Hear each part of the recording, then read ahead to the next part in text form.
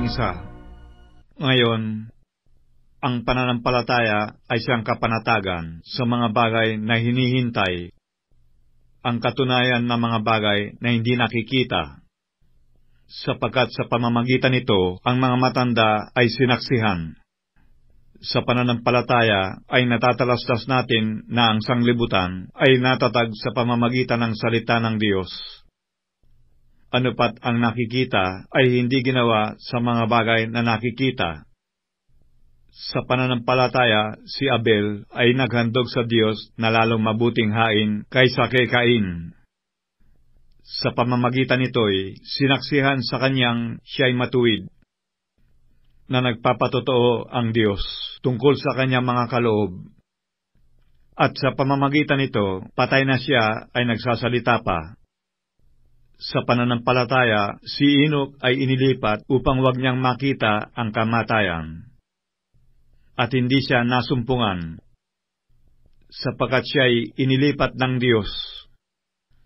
Sapagkat bago siya inilipat ay pinatotohanan sa kanyang siya'y naging kalugod-lugod sa Diyos. At kung walang pananampalataya ay hindi maaaring maging kalugod-lugod sa kanya. Sapagkat ang lumalapit sa Diyos ay dapat sumampalatayang may Diyos. At siya ang tagapagbigay ganti sa mga sa kanya'y nagsisihanap. Sa pananampalataya, si Noe, nang paunawaan ng Diyos tungkol sa mga bagay na hindi pa nakikita, dala ng banal na takot, ay naghanda ng 100 sa ikaliligtas ng kanyang sambahayan, na sa pamamagitan nito ay hinatulan niya ang sanglibutan, at naging takapagmana ng katuwiran na ayon sa pananampalataya.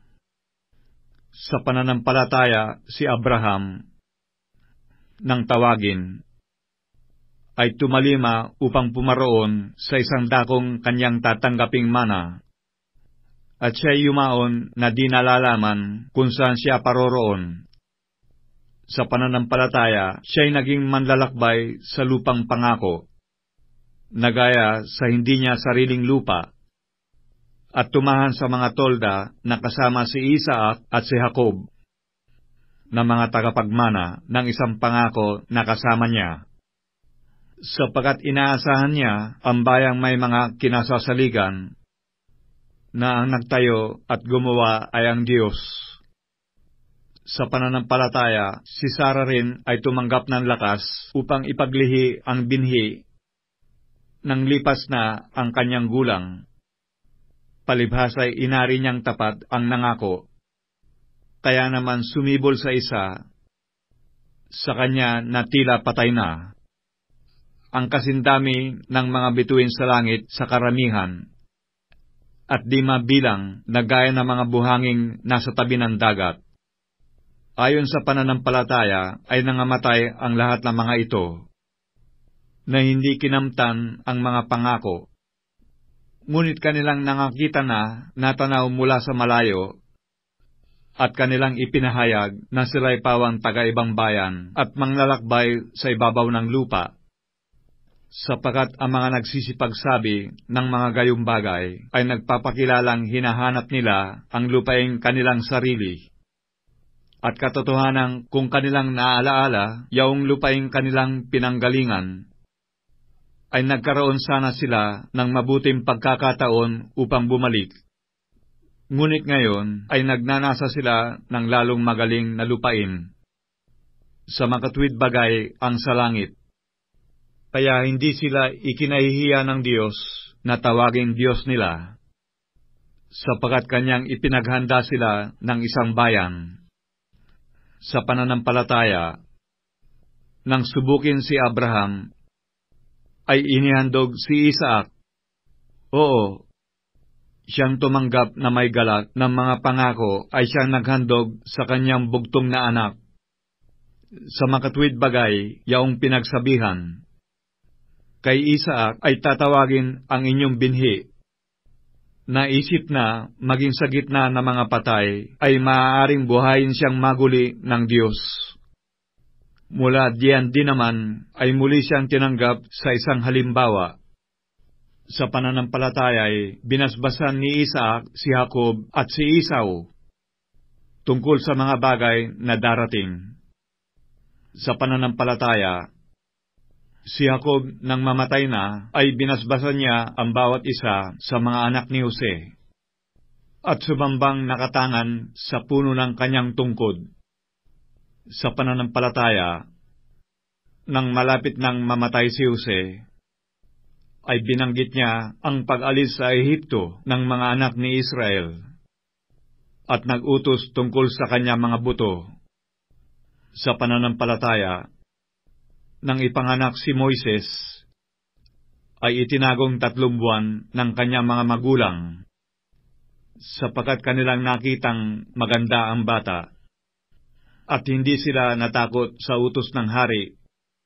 Sa pananampalataya, nang lumaki na si Moises, ay tumangging siya'y tawaging anak ng anak na babae ni Paraon, na pinili pa ang siya'y tampalasanin na kasama ng bayan ng Diyos, kaysa magtamo ng nagsisikupas na kaligayahan sa pagkakasala, na inaring malaking kayamanan ang kadustaan ni Kristo, kaysa mga kayamanan ng Ehipto, sapagkat ang kanyang tinititigan ay ang gantimpalang kabayaran.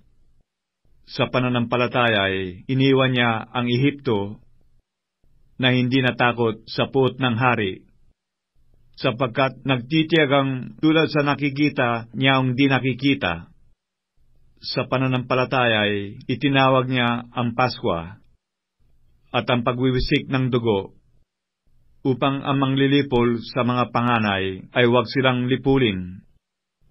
Sa pananampalataya ay nagsipagdaan sila sa gitna ng dagat na mapula, na gaya ng sa lupang tuyo, na nang subukin gawin ito ng mga taga-Ehipto ay pawang nangalunod. Sa pananampalataya ay nangalagpak ang mga kuta ng Jericho pagkatapos na makubkob na 7 araw. Sa pananampalataya ay hindi napahamak na kasama ng mga manunuway ang patutot na si Rahab, na tumanggap na payapa sa mga tiktik. At ano pa ang aking sasabihin? Sapagkat kukulangin ako ng panahon kung sasaysayin ko ang tungkol kay Gideon, kay Barak, kay Samson, kay Hepte, tungkol kay David, at kay Samuel at sa mga propeta, na ang mga ito, sa pamamagitan ng pananampalataya ay nagsilupig ng mga kaharian, nagsigawa ng katuwiran, nangagtamo ng mga pangako, nangagtikom ng mga bibig na mga leon, nagsipatay ng bisa ng apoy, nangakatanan sa talim ng tabak, nagsilakas sa kahinaan, naging mga makapangyarihan sa pakikibaka, nangagpaurong ng mga hukbong taga-ibang lupa, tinanggap ng mga babae ang kanilang mga patay sa pamamagitan ng pagkabuhay na maguli,